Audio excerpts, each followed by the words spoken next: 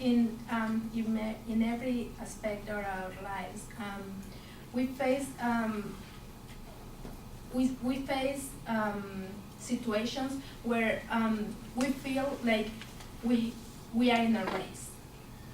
We are in a competition against each other, and it doesn't. Some people, it doesn't matter how they have to win. The quote. I agree with the quote that, of Tomlin when he says, "The trouble with the rat race is that even if you win, you're still a rat." This can not. This is really true in different aspects. We can see this, like in sports or in our professional lives, and even at school.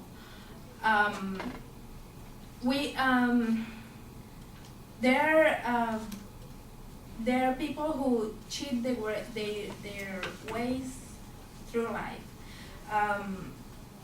With coworkers, there are people that always, it doesn't matter how they do it, they have to, they don't play fair. They look for ways for other people to fail so they can appear better than you. In a school, also, there are people who cheat, and they are not honest, and that's why I agree with the quote, because even if you win, you're still in a race where you don't play fair. Even if you win, you're still a loser.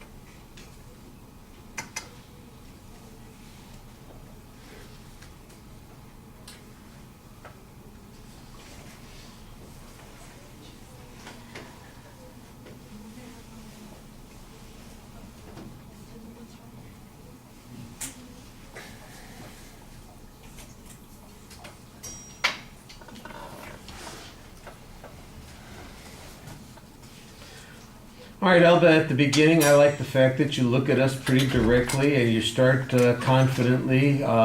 You're poised when you're speaking to us right at the start. I think that you do have a point of view on the quote. You express it pretty clearly. And there's even a preview of where we're going. So I think you're on the right track there. I do think that about halfway through the speech you lost track of where it was that you were going to go and what your supporting structure was, and as a consequence you just wrapped it up. And that's not a bad choice. Sometimes it will sound a lot more effective to just make your point effectively one time and move on with your life instead of stretching it out and trying to fill time. So I don't have a problem with that. I thought you did a pretty good job on that, but I do think that you missed an opportunity to talk about some of the things that you set up at the beginning of the speech. On your supporting material, I have said it to several other people, and I'm going to say it to you. All of the examples are kind of vague, abstract references. Nobody's telling a story. Nobody is giving us a particular. There aren't really even references to historical or current events, much less personal experiences. Those are the kinds of things that you need more of. There's a little bit in some of the presentations, but they aren't usually going very far.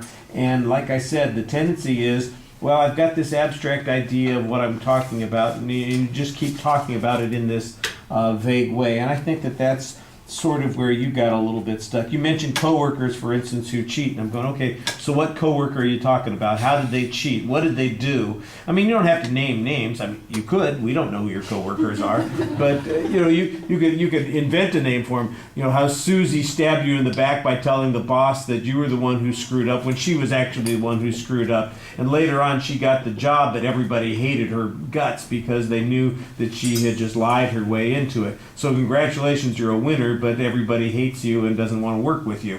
You know, something particular like that, as opposed to, you know, coworkers, they might, you know, cheat, and students, they might cheat. Well, yeah, okay.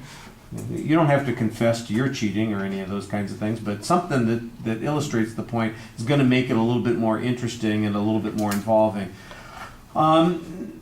Most of your presentation, look, I thought that you stood confidently. Your posture seemed to exude that you were in control for the most part, so I don't think there's any problem there. Sometimes the pacing is a little bit off on the presentation. There's some hesitancy, some awkward moments. The gestures, I think, are a little bit limited. You've got that piece of paper with the quote on it between your fingers, and you just seem to grip onto that and hold onto that instead of loosening up and talking to the audience about your ideas.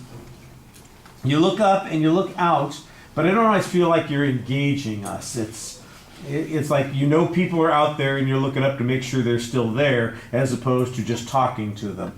And I don't know how else to describe it, but I think when you watch your videos, and other people have done the same thing too, I think when you watch the video you'll see a little bit more about what I'm talking about. Maybe you understand what I'm talking about.